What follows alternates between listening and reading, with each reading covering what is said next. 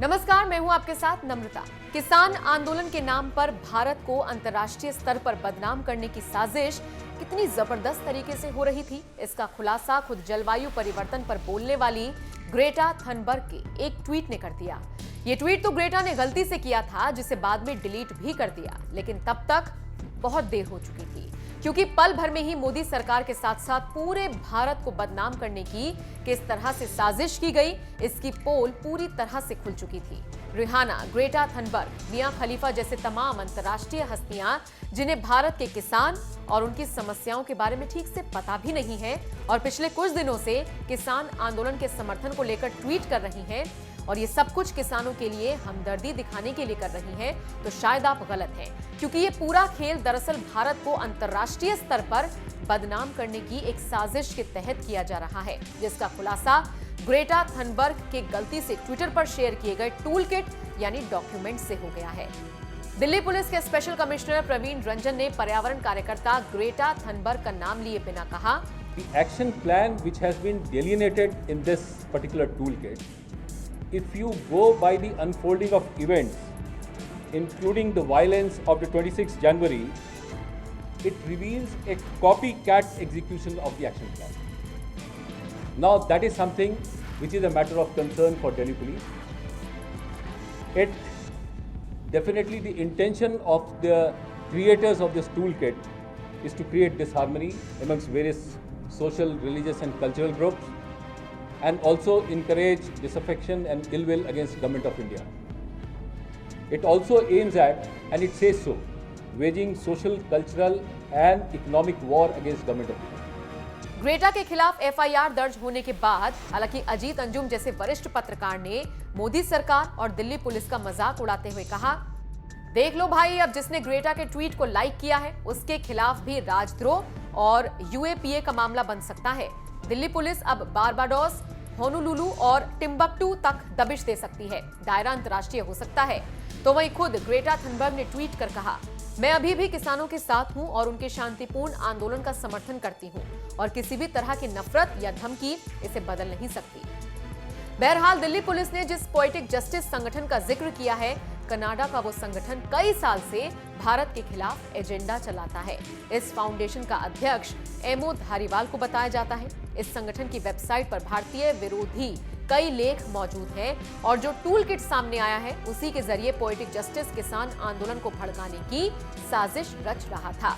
बताया जाता है इस संगठन का कनाडा में राजनीतिक रसूख भी काफी है। कनाडा के कई सिख सांसद भी इस संगठन से जुड़े हुए बताए जाते हैं। क्या होता है टूल किट? ग्रेटा ने अपने ट्वीट में भारत विरोधी एक दस्तावेज ट्वीट किया था, जिसमें मोदी सरकार और भारत के खिलाफ अंतर्राष्ट्रीय स्तर पर एजेंडा चलाने की प्लानिंग लिखी हुई थी। इस टूल किट में ट्विटर के जरिए किसी अभियान को ट्रेंड कराने से जुड़े दिशा निर्देश और कंटेंट होते हैं।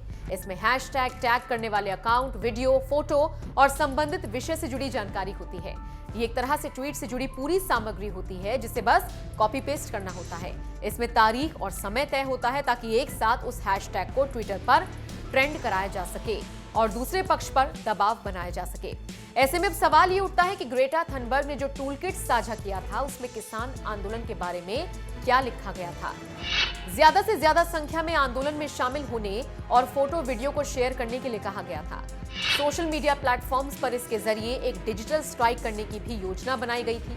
टूल किट में भारत सरकार पर दबाव कैसे बनाया जाए इसकी भी प्लानिंग की गई थी। विदेशों में भारतीय दूतावासों के पास कब और कहां प्रदर्शन करना है, इस टूल किट में ये सभी बातें लिखी हुई थी। मीडिया हाउस, सरकारी बिल्डिंग्स और अडानी अंबानी के दफ्तर के बाहर प्रदर्शन करने की योजना भी बनाई गई थी। 4-5 फरवरी को ट्विटर पर हंगामा मचाने की योजना थी। किसान आंदोलन से जुड़ी चीजों, हैशटैग और तस्वीरों को ट्रेंड कराए जाने का प्लान था। गणतंत्र दिवस के मौके पर भारत सरकार को तानाशाही और दमनकारी साबित कर बदनाम करने की कोशिश थी। इसके लिए पूरी दुनिया में माहौल बनाने के लिए 21 जनवरी से 25 जनवरी तक कार्यक्रम की रूपरेखा तैयार की गई थी। हालांकि भारत को बदनाम करने की ये साजिश परवान नहीं चढ़ सकी, क्योंकि 26 जनवरी को किसानों के तमाम हुड़दंग के बावजूद दिल्ली पुलिस के संयम ने पूरी तैयारी की हवा निकाल दी और तमाम वीडियो और फोटो पुलिस के बजाय किसानों की बर्बरता की कहानी सुना रहे थे। 26 जनवरी का दांव उल्टा पड़ने के बावजूद 4-5 फरवरी को पहले से तय कार्यक्रम के तहत अंतर्राष्ट्रीय सेलिब्रिटीज के जरिए भारत को बदनाम करने की कोशिश शुरू कर दी गई। रिहाना, मियां खलीफा जैसों ने किसान आंदोलन के समर्थन को लेकर ट्वीट किया। टूल किट लीक होने के बाद खबर थी कि ग्रेटा थनबर्ग के खिलाफ एफआईआर भी दर्ज कर ली गई है। हालांकि दिल्ली पुलिस ने कहा कि ग्रेटा थनबर्ग के खिलाफ नहीं, सिर्फ टूल किट क्रिएटर्स के खिलाफ एफआईआर दर्ज की गई है जिसने इसे तैयार किया है।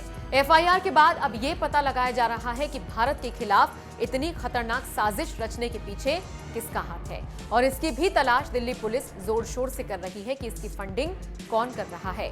उम्मीद है भारत को बदनाम करने वालों के चेहरे जल्द ही बेनकाब होंगे, लेकिन अब आप भी समझ ही गए होंगे कि भोले भाले किसानों के कंधों पर बंदूक रखकर किस कदर अंध मोदी विरोध के लिए भारत की इज्जत और साख को दांव पर लगाया जा रहा है।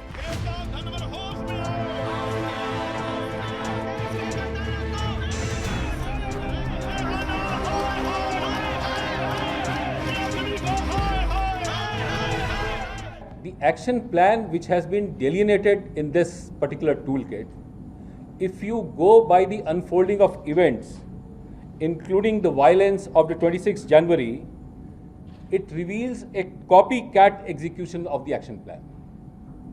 Now that is something which is a matter of concern for Delhi police. It definitely, the intention of the creators of this toolkit is to create disharmony amongst various social, religious and cultural groups, and also encourage disaffection and ill will against Government of India. It also aims at, and it says so, waging social, cultural and economic war against Government of India.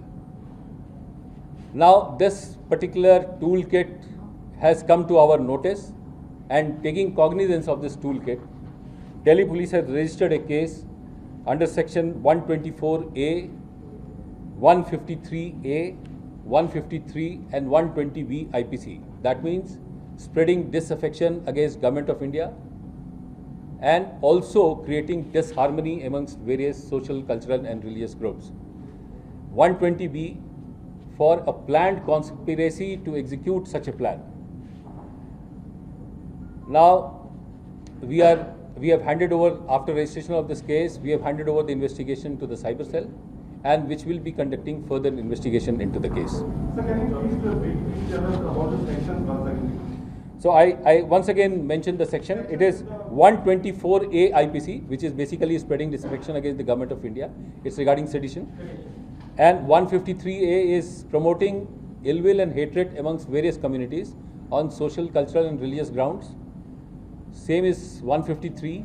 And 120B is for criminal conspiracy to wage such a give shape to such a plan. Sir, has Greta Thunberg been named in FIR? Has Greta Thunberg been named in FIR? So we have not named anybody in the FIR. It is only against the creators of the toolkit, which is a matter of investigation, and Delhi police will be investigating that.